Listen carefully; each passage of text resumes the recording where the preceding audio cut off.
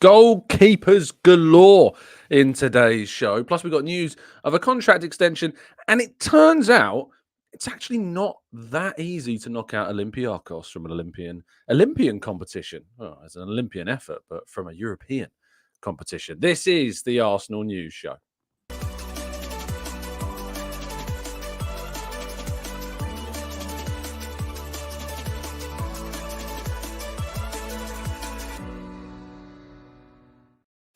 Hello and welcome to the Gooner Talk, back again with you guys and girls for another episode of what is the Arsenal News Show, joining you every single morning at 8 a.m. UK time. Thank you as always for joining me and making this a part of your morning routines. It is incredibly appreciated. I hope you had a fantastic week.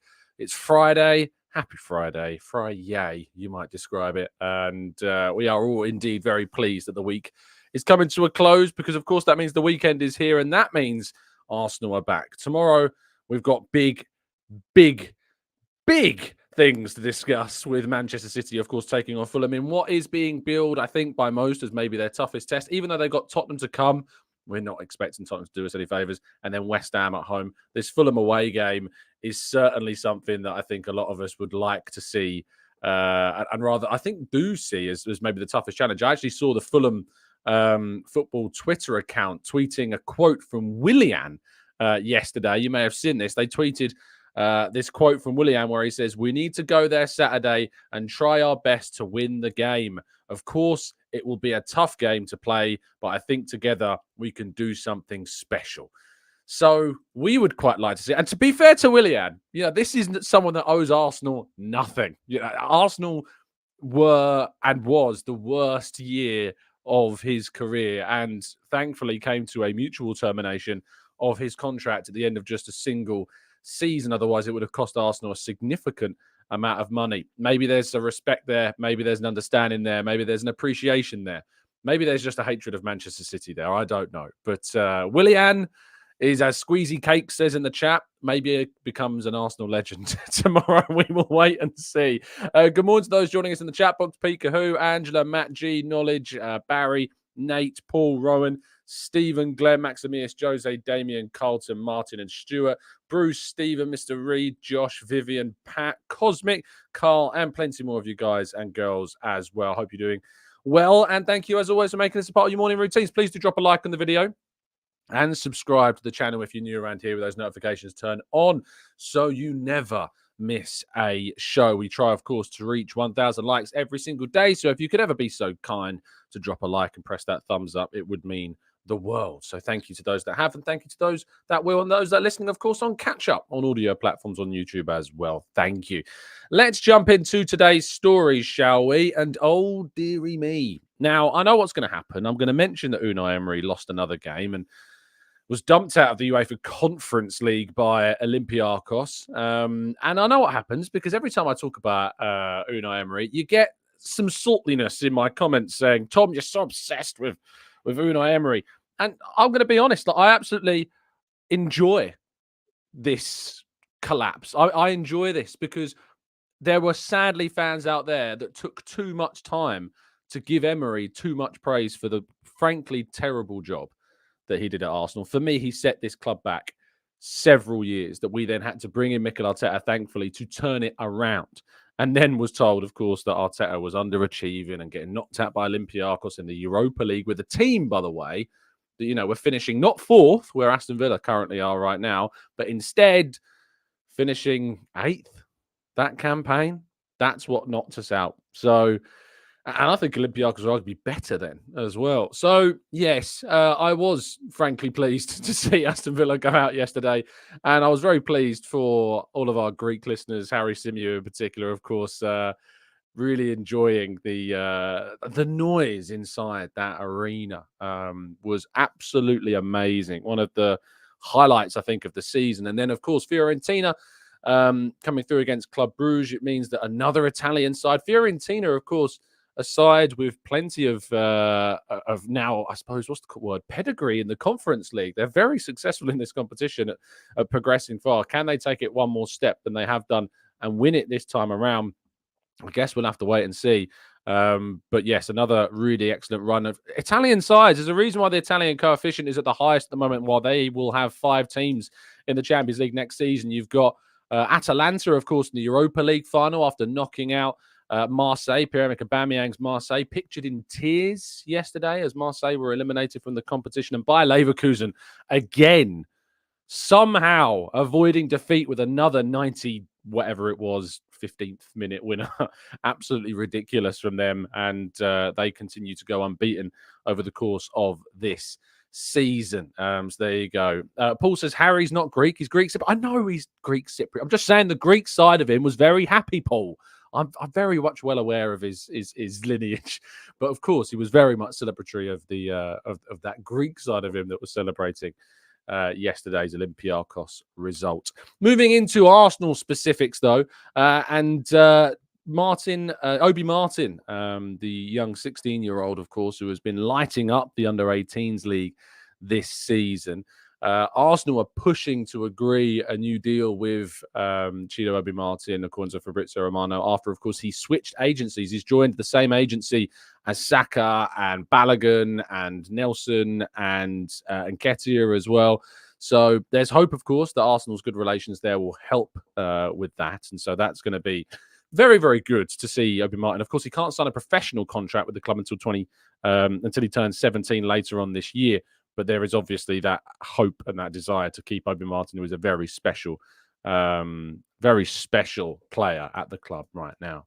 Jorginho has signed a brand new deal with Arsenal, of course, extending his current situation with the club through until next year, which is really, really good. Suggestions are this is just a one-year deal and that it will run out in 2025. This is not the activation of the option that was included in his previous deal. This is a newly negotiated one-year contract. Edu said, we're very happy that Georgie has signed a contract extension with us. He represents what we stand for here at Arsenal with his professionalism and success.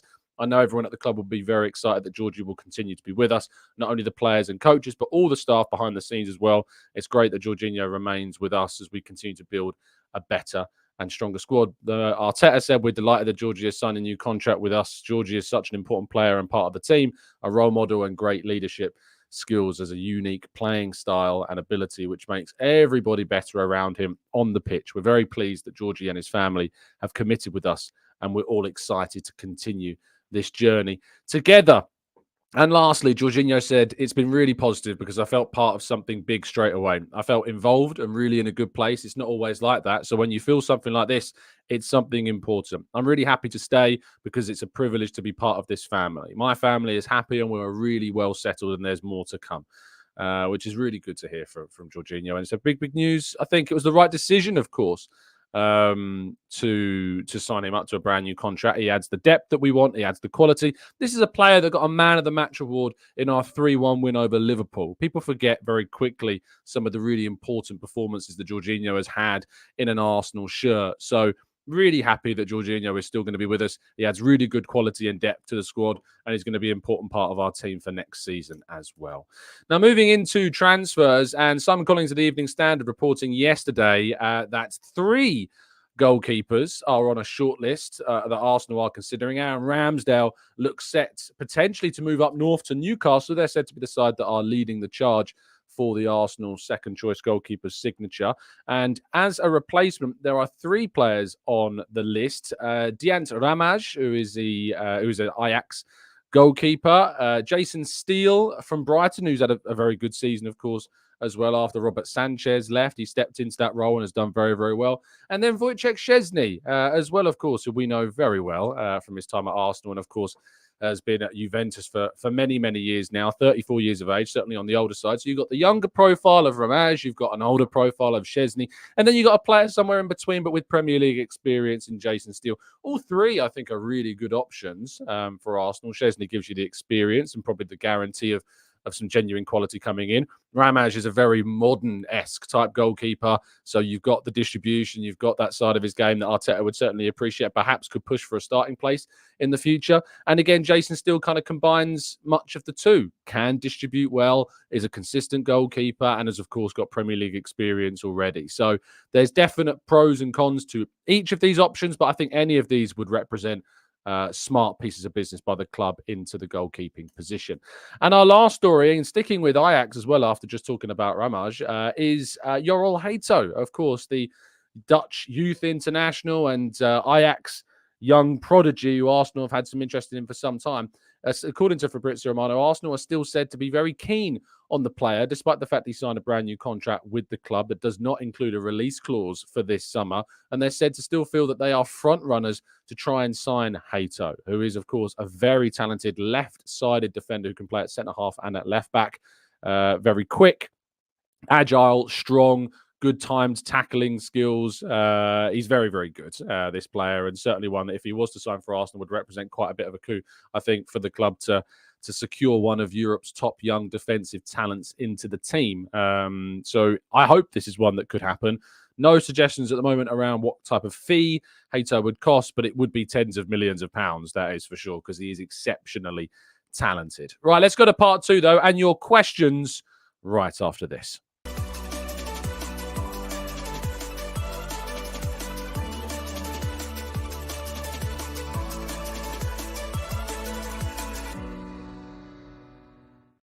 Okay, we're going to jump into the chat box now and tackle some of your thoughts. John says, how much will Newcastle pay for Ramsdale? It's a good question because I'm not 100% sure as to how much Ramsdale will eventually go for. I think we absolutely should be looking to try and find profit. Arsenal paid £24 million for Aaron Ramsdale, with add-ons increasing that deal up through to 30 million. I'm unsure how many of those add-ons have been achieved. You can imagine that certainly some of them would have done with his first season at the club and the amount of games that he played, and of course finishing in those Champions League places.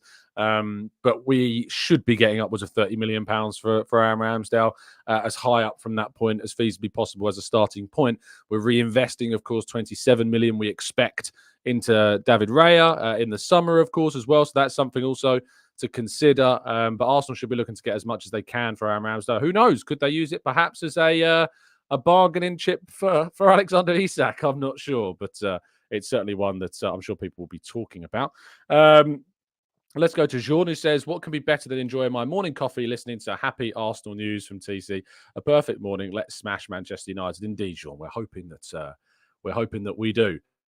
Let's go to Harvey says, it could be great for Tottenham if Emery continues to flop. Might even Spurs beating City. Now, again, Harvey, this is the wrong way to view the Premier League. Like, if we ever look at the Premier League table right now, Spurs aren't looking up. They're not looking up the table. Spurs are looking down the table right now because just 6 points behind them are the likes of Chelsea, of course. You've got Newcastle as well that are in there. Newcastle are currently 4 points behind them. If Spurs lose or drop points this weekend to Burnley, which you never know, could happen. Burnley are fighting tooth and nail, of course, to try and stay in the league. And they've not had too poor of a form. Whereas you look at Spurs have lost their last 4 games, believe it or not. So they're on a losing streak. They could be sitting on 72 points instead of 60, very much clear of Aston Villa, who, of course, have played a game more than them. But instead, they're 7 points behind Aston Villa.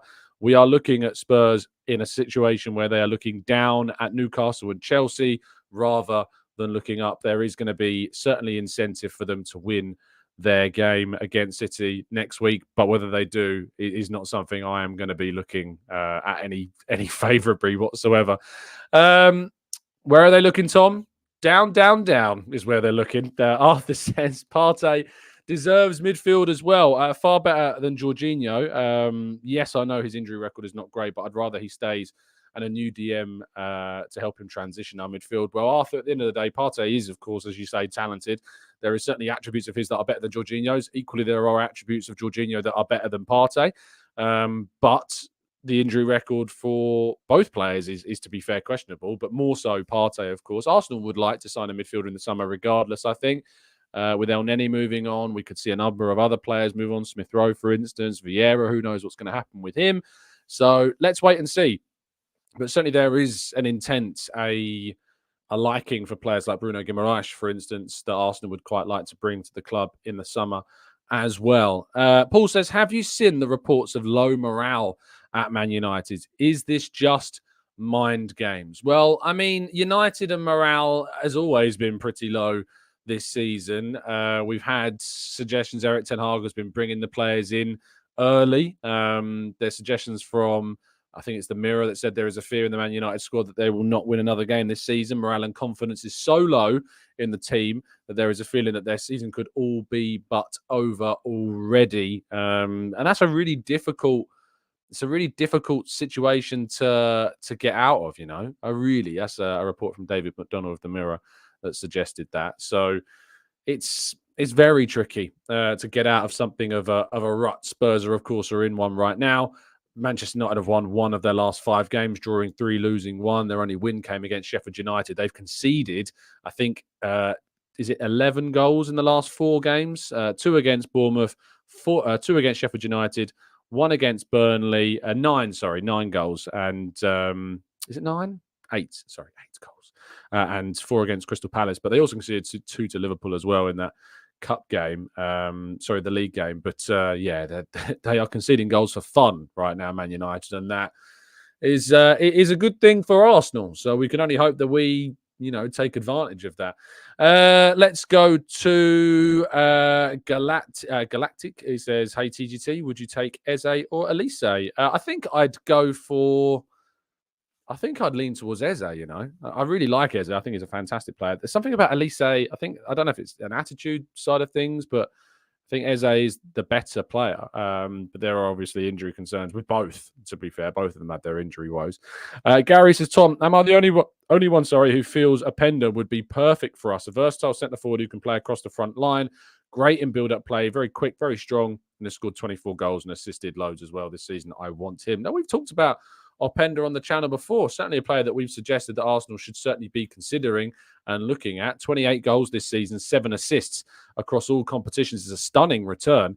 24 league goals in the Bundesliga for Leipzig. If there is a choice between him and Sesko, I think I actually lean more towards Openda. I think he probably suits us and our style somewhat more in terms of kind of the versatility, as well as you point out. He can play not only as a centre forward, he can play slightly off the left. He has played mainly as a centre forward, of course, this season, but has been known to play in wider positions as well, like on the left-hand side and the right-hand side as well, to a smaller degree. But I think that he's a player that Arsenal should definitely be keeping tabs on going into this summer transfer window. Lib says, "Hey Tom, is the chance of Victor Gyökeres signing for Arsenal higher because of his ex-girlfriend playing for Spurs? Is it revenge?" I didn't even know that was the case, Jacob, to be honest. So I have absolutely no idea that was the case. But thank you for the very left field information there. Zod says, "Great show, buddy. I'm a first-time commenter." Thanks, Zod. Much appreciate your time for tuning in, and welcome to the family. Ajmal says, "What are your thoughts on the Hato links? Assuming Zinchenko leaves, there's still Tommy, Timber, Kivior fighting for left back. We don't and / can't afford rotating in the Premier League and Champions League. Also gets us out of cup competitions early. We absolutely need to rotate. We absolutely do need to bring in this depth. Zinchenko's future is certainly not assured. Certainly from what I've heard, there's no discussions right now about extending his contract, which would expire in 2 years. The club don't tend to like players of his age getting under 2 years of their deals. So if an offer was to come in the summer for Zinchenko, I think the club may entertain it, depending on, of course, its volume. But Hato would be an excellent signing. And yes, we have Tommy, Timber, and Kivior, but they're not all fighting for left back, because Kivior and Tomiyasu can play at centre half. Tomiyasu can play right back. Timber can play across the back four, can play in any of those positions as well. They're so versatile that we're not actually seeing a situation where they're all fighting for one position, because we are going to see rotation next season. We are going to see players used in different competitions differently, and we're going to rotate. So that's really, really important as well. Kieran says, if by some miracle we could get Florian Wirtz, where would you fit him? Would the left 8 role and rotation with both wings be it for me? I think, playing him with Ødegaard would certainly be something that we could look to do, with Rice or Partey sitting deep in that midfield and potentially you could use him as a rotational figure in a wide playmaker position as well. So there's scope, but I don't see it happening. I don't think that Bayer Leverkusen are letting him leave until at least the summer of 2025 at the very earliest. Pablo says, what's your opinion of Santiago Jimenez? Talented player, but not one that's been really talked about too much on the Arsenal feeds at the moment. He's certainly being looked at and monitored and scouted, but nothing too much, to my understanding, at the moment on him. Certainly when I've put that name forwards, it's not been one that's got much in regards to kind of what's the word I'm looking for? There's any guidance that he would be someone that Arsenal look to be going for at the moment. But things can change, of course, as well. Andy says, Tom, you know that somehow Man United contrived to win a game either by a poor refereeing decision or a penalty or other poor decisions like a sending off. Let's just wait and see. I'm going into this game with confidence and going into this game with optimism, and I'm really looking forward to watching it.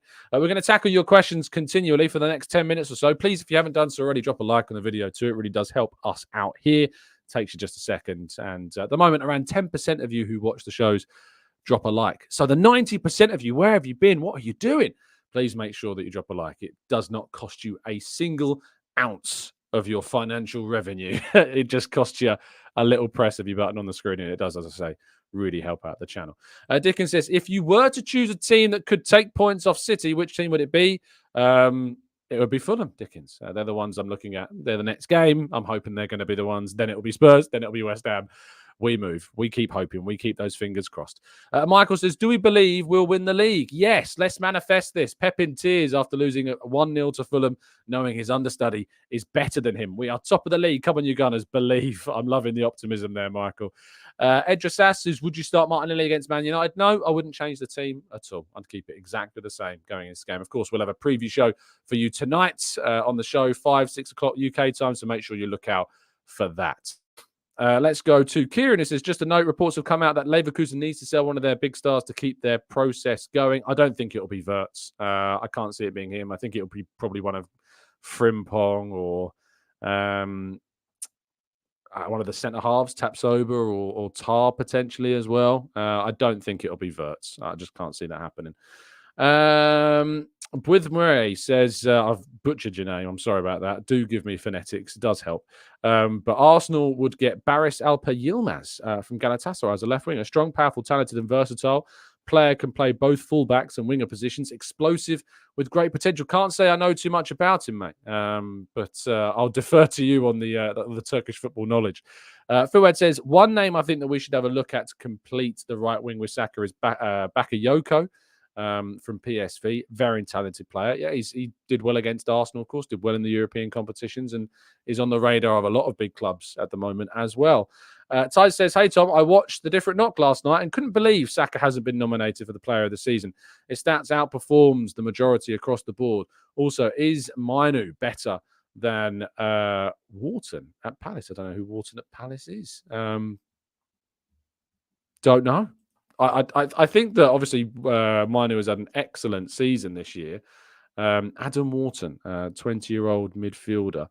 I can't say I've watched too much of Palace this season, so I haven't seen too much to be able to judge. I've seen more of Kobe Mainu than Wharton, but when it comes to the idea that what was the first part of the question? It was the Saka being nominated. I mean, the Player of the Season award is always.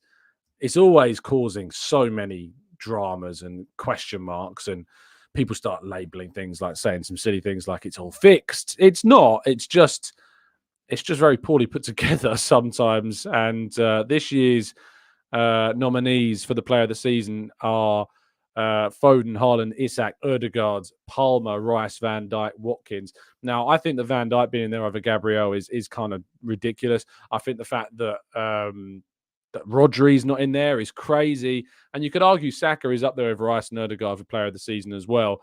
The problem is who do you take out? I think you have to put Rodri in before Saka. And then I'm not sure. You're probably taking Van Dijk out, put Rodri in. After you've done that, I'm not sure who you're putting in that case. So it's tricky because you don't take Palmer out for Saka. Like, I think Palmer has had an astonishing season for Chelsea. He's carried them, whereas Saka has obviously had dips throughout the campaign, whereas I think Palmer's been more consistent than Saka this season. So I think that there being no Rodri in there is scandalous, but I'm not sure who is coming out for Saka. That's kind of my question mark about the Saka thing. I'm not sure who you take out in place of Saka because Foden deserves to be there. Haaland deserves to be there.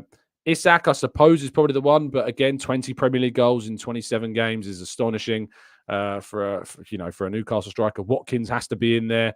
Declan Rice has to be in there for me, and Ødegaard has to be in there for me. So I think that's a tricky one. Haaland's the top scorer in the league, so you can't take Erling Haaland out of the equation because he's got the most goals in the league. So obviously he's going to be in there and in contention for player of the season. You can't take him out for Saka. So we can shout about Rodri. You can potentially shout about Gabriel over Van Dijk, but even then, I think Rodri's getting in there before Gabriel. So yeah, very difficult.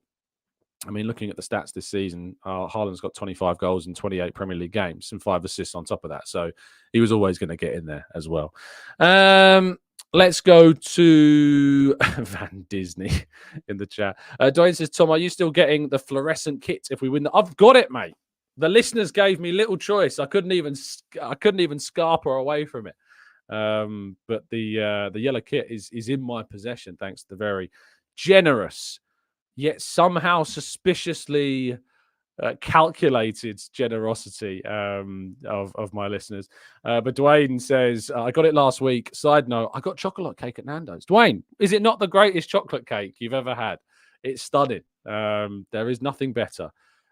There's no better chocolate cake than a chocolate cake from Nando's. The amount of times people comment saying, Tom, it's called chocolate. Why are you calling it chocolate? Now, that's the name of it. It's called Choc-A-Lot. Have it. It's beautiful. So good. Arthur says, people are campaigning for Saka to be dropped for Palmer in the England squad. I mean, I don't think Saka gets dropped for Palmer yet. I think in terms of seasons at that level, you appreciate what Palmer's done for Chelsea. But in the England team, Saka isn't dropped. Stylistically and philosophy-wise and system-wise, Saka is the better fit for the England team than Palmer is. But Palmer will be coming off the bench, I'm sure, as one of Saka's first replacements at this summer's European Championships. Gary says, England are stacked for wingers now. Anthony Gordon, Foden, Saka, Grealish, Palmer. But I bet one of them misses out for Southgate to shoehorn Marcus Rashford into the squad. They absolutely shouldn't. There is no way that Anthony Gordon should not be getting bumped for Rashford. Gordon should be in there without a doubt. Let's go to Spacetime says, what's that young player of the year list? Apart from Manu, all of the players are seasoned pros. They need to change it. Yeah, you're right. It's something like 23 years of age and under at the start of the season. That does need to change. It needs to be like 21, maybe even 20 years and younger. I think for the young player of the year, it's ridiculously high as kind of a bracket. We don't even have under 23s football anymore. It's all under 21s. You don't get under 23s. So without a doubt, it should be under 21.